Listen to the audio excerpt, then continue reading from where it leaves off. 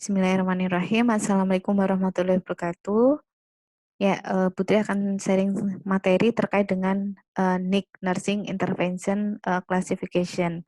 Oke, sebelum masuk ke materi, kita ulangi dulu, kita pahami dulu terkait dengan proses keperawatan. Proses perawatan tahapannya apa saja? Yang pertama, oke, betul. Pengkajian dulu, terus diagnosa perawatan, intervensi, ini intervensi, selanjutnya adalah implementasi, dan yang terakhir adalah evaluasi. Pengkajian harus lengkap, detail, karena untuk menemukan diagnosa keperawatan. Dari diagnosa keperawatan yang sudah kita susun, selanjutnya kita rencanakan. Oh, pasien punya masalah ini, tujuannya mau diapain ya? Tujuan dan kriteria hasil pakailah buku NOC atau bahasa kalau yang dari PPNI berarti SLKI, Standar Ruangan Keperawatan Indonesia. Terus untuk mencapai tujuan tadi, oh berarti butuh rencana tindakan, memakai NIC, Nursing Intervention Classification, atau bahasa Indonesianya adalah SIKI, Standar Intervensi Keperawatan Indonesia. Lah, nanti intervensi sudah ditetapkan, tinggal kalian perawat adalah melakukan tindakan atau implementasi. Kalau sudah dilakukan tindakan, tinggal evaluasi. Dicocokkan keadaan sekarang dengan tujuan dan kriteria hasil. Oh, tujuannya sudah tercapai atau belum? Kalau sudah tercapai ya berarti masalah sudah teratasi. Logikanya kayak ke salon pengen putih, ya kan? Setelah 3 bulan perawatan jadi putih apa enggak? Ya gitulah. Kalau yang namanya intervensi berarti rencana tindakan biar jadi putih itu dilakukan tindakan apa saja sih? Seperti itu. Terus ini adalah buku NIK edisi kedua waktu saya kuliah ya. Terus ini edisi yang terbaru adalah edisi yang ke-6, ini bahasa Indonesia, ini edisi yang ke-6 juga tapi in English gitu ya. Oke, harapannya nanda noknik ini sudah di luar kepala dalam arti pemahamannya. Oh, kalau membuat diagnosa keperawatan, penamaannya bisa sumbernya dari NANDA, North American Nursing Diagnosis Association, ya. Kalau pakai yang dari PPNI yang standarnya Indonesia berarti SDKI, Standar Diagnosa Keperawatan Indonesia. Terus NOC, Nursing Outcome Classification. Intinya terkait dengan tujuan dan kriteria hasil. Kalau pakai standarnya Indonesia berarti memakainya SLKI, Standar Luaran Keperawatan Indonesia. Terus NIC, Nursing Intervention Classification, ya, rencana tadi. Standarnya Indonesia SIKI, Standar Intervensi Keperawatan Indonesia. Oke, sudah dijelaskan secara sekilas bahwa Noknik itu adalah untuk ini standar penamaan ya, standarisasi untuk penamaan, untuk diagnosa, tujuan dan kriteria hasil dan intervensi ya, biar namanya itu standar nasional language ya. Jadi secara bahasa itu namanya sama antara berbagai negara bahwa untuk ngomong intervensi ya kita pakai label untuk masalah misalnya bersihan jalan nafas ya pakai manajemen jalan nafas. Jadi semuanya sama kayak gitu secara pelabelan nama. Terus NIK mulai apa sih ya, disusun tahun 1987 ya. Terus ini definisi dari Nursing Intervention Classification ini adalah komprehensif berdasarkan dari hasil penelitian, terus standar intervensi untuk tindakan perawat. Jadi NIC ini adalah standarnya dari intervensi bagi perawat. Kalau mau perawat akan membuat intervensi, standarnya ya memakai Nursing Intervention Classification. Terus ada juga definisi yang disebut sebagai intervensi adalah tindakan atau perawatan yang berdasarkan pada pengetahuan dan clinical judgment. Terus untuk mencapai apa tujuan dan kriteria hasil dari pasien. Jadi untuk mencapai tujuan dan kriteria hasil kita menggunakan yang namanya intervensi dan ini berdasarkan pengetahuan clinical judgment dari perawat. Jadi intinya yang namanya NIC ini adalah perencanaan ya, perencanaan untuk mencapai tujuan dan kriteria hasil pasien. Terus NIC tadi standar ya, standar untuk mencapai specific outcome atau tujuan dan kriteria hasil. Dan NIC yang edisi 5, ini edisi 5 loh ya, otomatis berbeda dengan edisi 6 yang nanti akan kita bahas. Di edisi 5 ini ada 7 domain dan 30 kelas dan ada 542 intervensi dan lebih dari 12.000 aktivitas. Ini NIC edisi 5. Jadi ibaratnya perawat kalau memakai kitab NIC, kitabnya perawat kan NIC ya, Nanda Noknik, SDKI, SLKI, sama Siki. Itu kitabnya perawat, kitabnya orang muslim, Al-Quran. Jadi saya tekankan lagi, mahasiswa sebagai calon perawat harus punya kitab. Nah, karena ini tabungan kita untuk jadi tahu bahwa, oh ini loh, bayangkan, di sini ada tabungan 12.000 aktivitas untuk perawat. Jadi perawatnya orang nonton TV nang rumah sakit ya, karena punya banyak tabungan tindakan ke pasien ya, bukan hanya tabungan, ini harus dilakukan. Ada 542 label intervensi dan tindakannya 12.000. Jadi NIC itu gampangannya adalah perawat mau ngapain sih untuk menyelesaikan masalah pasien. Ya kan, mau ngapainnya itu ada di buku NIC atau Siki. Mudah ya? Terus nanti setiap intervensi ada nama, ada definisi, ada kodenya ya. Contohnya di labelnya, ada label ya, adalah RW Management, ini adalah kodenya NIC 3140 dan angka ini mencerminkan kode bahwa 3390 bukan lagi RW Management tapi ventilasi asisten. Mudeng ya? Jadi setiap intervensi nanti akan ada label, akan ada definisi, dan akan ada kodenya. Nanti ada contohnya. Terus NIC digunakan pada saat implementasi. Tadi Putri bilang bahwa proses perawatan tahapnya pengkajian, diagnosa perawatan, intervensi, implementasi, evaluasi. Nah, dasar untuk melakukan tindakan berdasarkan dari intervensi atau dari NIC. Makanya ada kalimat di sini NIC digunakan pada saat fase implementasi. Oke, ini yang edisi ke-6. Kalau edisi ke-6 berarti nih, kalau edisi ke-5 kan 542 intervensi, kalau edisi ke-6 udah nambah lagi. Jadi setiap edisi itu penambahan apa sih intervensi kayak Nanda, kenapa sih Nanda ada 2012, ada terbaru nih 2015 18 misalnya. Oh, ada terbaru lagi 18 20 misalnya. Itu terkait dengan adanya penambahan diagnosa ataupun kalau ini NIK berarti penambahan intervensi yang tadinya edisi 5 cuma 542, ini edisi 6 jadi 554. Untuk domain dan kelasnya sama ya, 7 sama 30.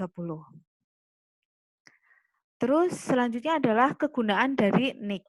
Jelas ya untuk dokumentasi keperawatan. Terus selanjutnya adalah untuk komunikasi, komunikasi antar perawat ya. Kalau standarnya sama kan berarti omongannya sama ya. Dengan adanya NIK otomatis ketika perawat di rumah sakit A misalnya di luar negeri pakai tadi ngomong kode 3199 misalnya. Perawat yang lain udah mudeng, oh 3199, oh iya manajemen jalan nafas, misalnya seperti itu. Jadi untuk komunikasi itu selanjutnya adalah integrasi data, ya jelas ya ketika rekam medis ini menjadi sistem informasi ya otomatis antar rumah sakit nanti sama ya. Terus selanjutnya adalah kegunaan NIK bisa untuk dasar untuk penelitian, sehingga otomatis pekerjaan perawat nanti jadi lebih produktif, bisa juga untuk mengevaluasi kompetensi dan ini membantu untuk merancang kurikulum. Artinya aktivitas-aktivitas didik misalnya ada batuk efektif misalnya. Oh, berarti di kurikulumnya mahasiswa perawat harus ada materi tentang batuk efektif. Maka NIK ini berguna untuk dasar penyusunan mendesain kurikulum. Terus bisa juga dari NIK yang digunakan di dokumentasi, yang tadi misalnya di rumah sakit A tinggal centang-centang misalnya, bisa sebagai dasar untuk apa sih pemberian jasa, pelayanan perawat kayak gitu. Jadi bisa, oh hanya dengan melihat, oh centangan NIK-nya berapa, itu sebagai dasar untuk penggajian, perawat atau terkait dengan jasa, pelayanan. Terus tadi yang Putri bilang bahwa di setiap NIK format itu akan ada label NIK, ada nanti sebelah label ada kode, terus di bawah label nanti ada definisi, terus aktivitas yang banyak tadi, dan terakhir adalah referensi atau sumber pustaka. Ini di setiap NIK, tampilan NIK ya, tampilan aktivitas. Terus domainnya tadi katanya NIK-nya domainnya ada 7 ya. 1, 2, 3, benar ada 7.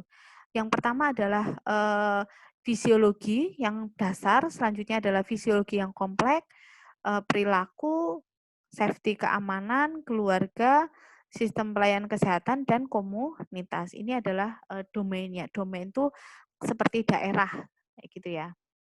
Oke, kenapa sih harus NIK ya? Karena NIK ini komprehensif, komprehensif itu untuk asuhan individu, keluarga, masyarakat ada ya dari anak kecil, lansia juga mencakup di situ. Terus berdasarkan hasil penelitian, terus ini berdasarkan praktik ini berarti sama dengan berdasarkan hasil berbasis penelitian. Terus habis itu bahasanya jelas, yang pasti sih bahasanya terstandar ya, sama artinya. Terus selanjutnya adalah telah diuji di lapangan, iya jelas. Terus dapat diakses melalui berbagai media. Terus selanjutnya adalah penggunaan global ya, artinya mendunia. Beberapa negara ya sudah menggunakan Nanda Noknik, walaupun nantinya di masing-masing negara dia akan punya standar sendiri. Kayak di kita standarnya ya SDKI, SLKI, dan SIGI. Terus ini klasifikasi istilah, definisi istilah ini ada di buku NIK, sama aja ya. Nanti dari intervensi keperawatan sampai caregiver. Ini secara definisi, intervensi keperawatan adalah suatu perawatan yang dilakukan oleh perawat berdasarkan penilaian klinis dan pengetahuan perawat untuk meningkatkan outcome pasien. Jadi yang namanya intervensi keperawatan itu adalah perawatan yang dilakukan perawat untuk meningkatkan apa? Tujuan dan kriteria hasil pasien. Intinya kalau di umum tadi pengen ke salon biar putih misalnya, berarti di intervensi keperawatan itu rencananya di pasien diapa bae, oh di facial tiap hari, misalnya dikasih vitamin misalnya. Nah itu kasih vitamin, dikasih perawatan facial tiap hari itu disebut sebagai intervensi. Kalau ini intervensi keperawatan misalnya adalah pasien mengalami masalah penurunan curah jantung. Nah, berarti nanti perawat punya label intervensi, misalnya adalah manajemen perawatan jantung. Yang tadi untuk meningkatkan outcome atau kriteria hasil dari pasien. Ya, mudeng ya. Terus selanjutnya adalah kegiatan keperawatan. Kegiatan keperawatan adalah perilaku ataupun tindakan yang dilakukan perawat untuk mengimplementasikan intervensi yang digunakan untuk membantu pasien atau keluarga untuk mencapai outcome. Mudeng ya. Jadi kegiatan keperawatan itu tindakannya ngapain? Implementasi terhadap intervensi. Untuk apa? Untuk mencapai outcome atau tujuan dan kriteria hasil. Terus selanjutnya adalah klasifikasi intervensi keperawatan adalah kegiatan keperawatan yang diurutkan atau diatur dalam grup atau suatu set yang didasarkan pada hubungan antara satu aktivitas dengan aktivitas lain dan penetapan pemilihan label intervensi pada kelompok. Ini nanti klasifikasi intervensi itu yang khusus ya. Terus taksonomi intervensi keperawatan, penempatan intervensi berdasarkan pada adanya kesamaan yang dipertimbangkan sesuai sistem organisasi. Makanya kalau taksonomi itu ada 3 ya, ada domain, ada kelas, sama intervensi. Domain itu daerah, kelas itu turunannya dari domain, dan yang terakhir adalah intervensi.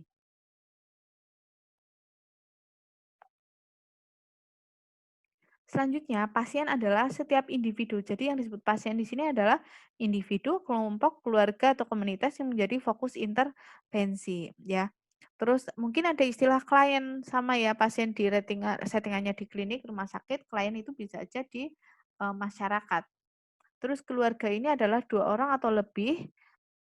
Keluarga kan turunannya dari pasien ya, jadi keluarga itu juga termasuk pasien, cuma yang disebut keluarga adalah 2 orang atau lebih yang punya hubungan darah ya, yang bertanggung jawab untuk saling mendukung perkembangan satu sama lain, kesehatan dan pemeliharaan hubungan ya. Jadi, eee misalnya, jadi saling perhatian, misalnya, "Oh, kakak saya ngerokok terus." Ya, karena keluarga, saya wajib untuk, memberikan, peringatan ke kakak saya, ngasih tahu, apalagi saya perawat misalnya, gitu ya. Terus selanjutnya yang disebut komunitas adalah sekelompok orang atau hubungan di antara mereka yang berkembang karena berbagi lingkungan fisik. Nah, ya kan kalau komunitas itu masyarakat, ya kan sekelompok orang dan dia berbagi lingkungan fisik ya.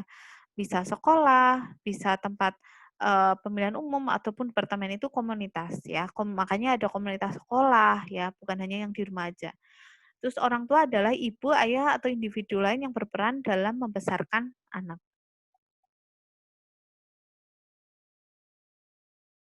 Selanjutnya, caregiver adalah orang yang memberikan perawatan kesehatan atau bertindak atas nama orang lain. Jadi caregiver ini nggak harus perawat ya, bisa juga orang yang memang dilatih untuk memberikan perawatan kesehatan atau bertindak atas nama orang lain. Terus hal-hal yang harus diperhatikan ketika menyusun NIK adalah NIK itu meliputi semua aspek ya, komprehensif ya, bukan hanya fisiknya, tadi domainnya kan ada 7 ya, ada fisiologi, ya kan, ada status kesehatan. Nah, jadi makanya meliputi semua aspek. Terus label tidak boleh dilakukan perubahan ya, artinya kalau di situ tertulisnya manajemen nyeri, ya sudah manajemen nyeri, jangan diganti manajemen untuk mengurangi nyeri, kayak gitu, jangan diganti. Terus per satu label bisa 10 sampai 30 aktivitas. Jadi miris sekali ketika mahasiswa praktek bingung mau ngapain. Jangan bingung karena kalian punya tabungan setiap label itu 10 sampai 30 aktivitas. Mudah ya?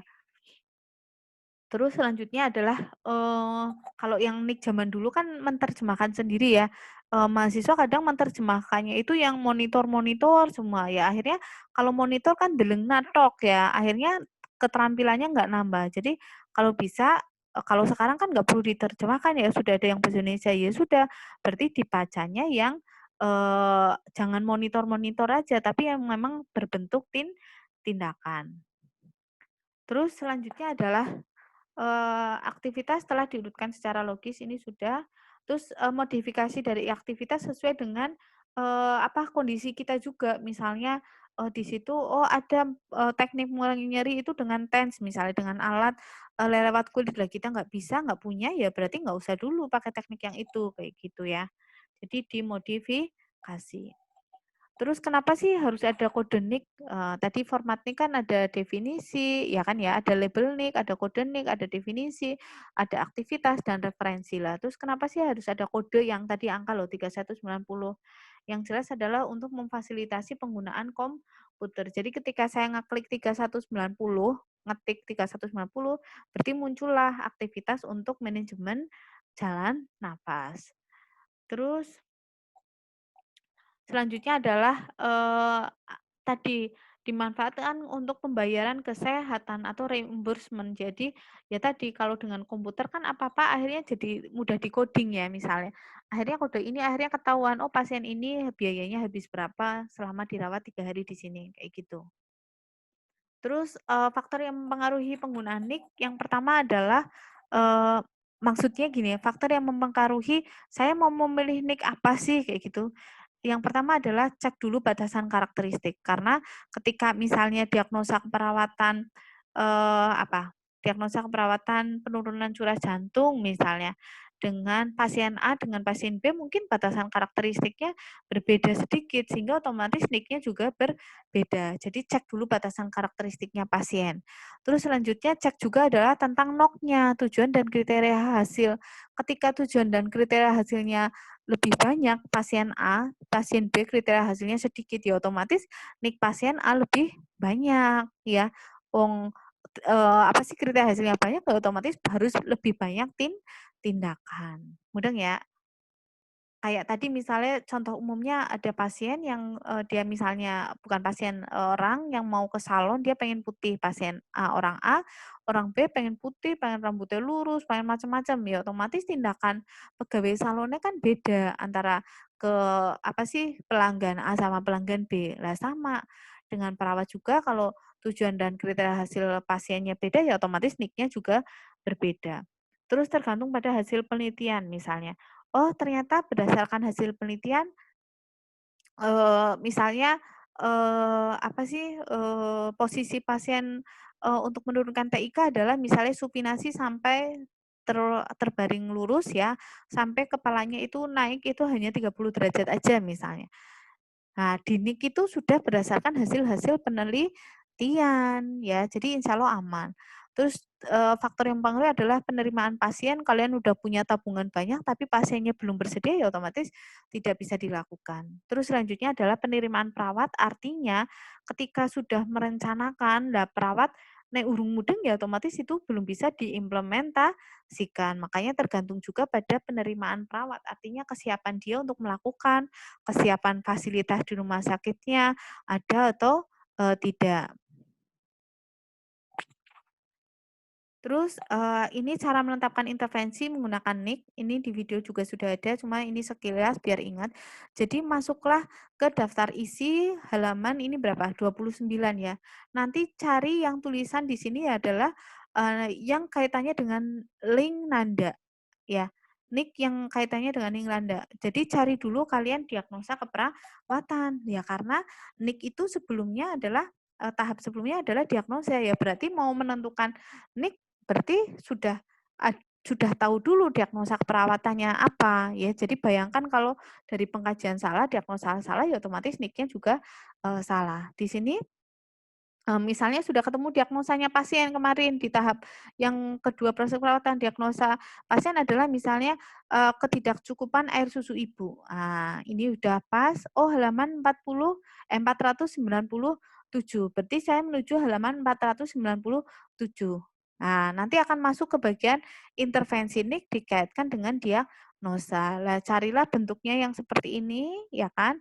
Nah, ketemu di sini halaman 497, air susu ibu ketidakcukupan. Ini ada definisi sesuai dengan Nanda. Terus di sini nanti ada NIK yang disarankan. NIK yang disarankan ini ditebalkan. Nah, ya, yang berarti kita utamakan yang ditebalkan dulu. Di sini ada konseling laktasi ya yang ditebalkan. Nah, saya menuju konseling laktasi. Boleh langsung ke bagian tengah atau boleh juga saya menuju daftar isi lagi. Bagian 3 klasifikasi. Nah, kan ini huruf A, B, C, D gitu ya. Kan tadi, saya mau mencari yang konseling laktasi. Lah ketemulah di lembar sebaliknya ada konseling laktasi halaman berapa? 129. Oke. Ketemulah halaman 129 konseling laktasi, ini adalah label NIK, ini adalah 524 adalah kode NIK. Ini adalah definisi dari label konseling laktasi adalah membantu mensukseskan dan menjaga proses menyusui. Ini adalah aktivitasnya perawat. Disuruh ngapain aja untuk masalah ketika air ASI-nya itu tidak cukup. Ini yang dilakukan. Nah, di bawah aktivitas ini nanti akan ada referensi kayak seperti ini. Mudeng ya. Jadi ada label, kode, definisi, aktivitas dan apa? Referensi. Mudeng, jadi jangan sampai bingung, perawat ngapain? Lah ini tindakannya banyak banget kok. Seperti itu. Oke, sampai sini ada pertanyaan? Nanti silakan kalau ada pertanyaan boleh disampaikan di grup forum diskusi di Skalsa. Terima kasih. Wassalamualaikum warahmatullahi wabarakatuh.